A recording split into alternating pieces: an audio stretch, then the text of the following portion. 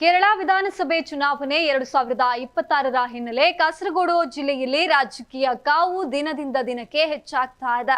ಮಂಜೇಶ್ವರ ವಿಧಾನಸಭಾ ಕ್ಷೇತ್ರದಲ್ಲಿ ಪ್ರಮುಖ ಪಕ್ಷಗಳ ನಡುವಿನ ಪೈಪೋಟಿ ತಾರಕಕ್ಕೇರ್ತಾ ಇದೆ. ಈ ನಡುವೆ ಕೇಂದ್ರ ಸಚಿವ ಸುರೇಶ್ ಗೋಪಿ ಅವರು ಬುಧವಾರ ಬಿಜೆಪಿ ಅಭ್ಯರ್ಥಿ ಸುರೇಂದ್ರನ ಪರವಾಗಿ ಭರ್ಜರಿ ಚುನಾವಣಾ ಪ್ರಚಾರಕ್ಕೆ ಚಾಲನೆಯನ್ನ ನೀಡಿದ್ರು.